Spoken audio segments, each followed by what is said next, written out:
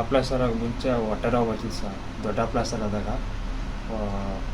ದೊಡ್ಡ ಆಪ್ರೇಷನ್ ಆಗಿ 15 ದಿವಸಕ್ಕೆ ಇವಾಗ 20 ದಿವಸಕ್ಕೆ ಹೊಟ್ಟೆ ನೋವು ಬರೋದು ಸರ್. ಒಮ್ಮೆಟ್ಟು ಜಾಸ್ತಿ ಬರ್ತಿತ್ತು.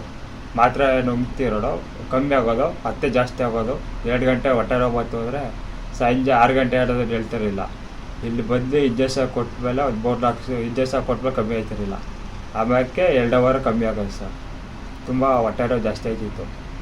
ಅದು ಒಂದು ತಿಂಗಳಿಗೆ ಇಲ್ಲಾಂದ್ರೆ ಒಂದು 4 ಸತಿ 5 ಸತಿ ಅಡ್ಮಿಟ್ ಆಗಿದ್ದೀವಿ ಸರ್ ಇಲ್ಲಿ ಬಂದು. ಇವಾಗ ಮೈನರ್ ಆಪ್ರೇಷನ್ ಮಾಡಿದ್ಮೇಲೆ ನೀವು ಏನೋ ಹೊಟ್ಟೆ ನೋವು ಯಾವ ಥರ ಏನು ಬಂದಿಲ್ಲ ಸರ್. ಮಾಮೂಲಿ ಚೆನ್ನಾಗಿದ್ದೀವಿ ಸರ್. ಅವಾಗ ಊಟ ಮಾಡ್ಬೇಕಾದ್ರೆ ಹೊಟ್ಟೆ ಒಂಥರ ಉಬ್ರಾಡೋ ಥರ ಆಯ್ತಿತ್ತು. ಒಂಥರ ಆ ಕಡೆ ಈ ಕಡೆ ತಿರ್ಗೋಕೆ ಆಯ್ತಿತ್ತು, ಜಾಸ್ತಿ ನೋವು ಬರೋದು. ಅದಕ್ಕೆ ಆಪ್ರೇಷನ್ ಒಂದು ತಿಂಗಳು ಮೇಲೆ ಆಯಿತು. ಹೊಟ್ಟೆ ನೋವು ಏನು ಬರಲಿಲ್ಲ ಸರ್. ಮಾಮೂಲಿ ಮಾತ್ರೆಗಳು ನುಂಗ್ತಾಯಿದ್ರಿ. ಊಟ ಎಲ್ಲ ಸೇರ್ತಾ ಇದೆಯಾ? ಊಟ ಎಲ್ಲ ಚೆನ್ನಾಗಿ ಮಾಡ್ತಾಯಿದ್ದೀವಿ ಸರ್. ಆಪರೇಷನ್ ಯಾರು ಮಾಡಿದ್ದು? ರಂಜಿತ್ ಸರ್.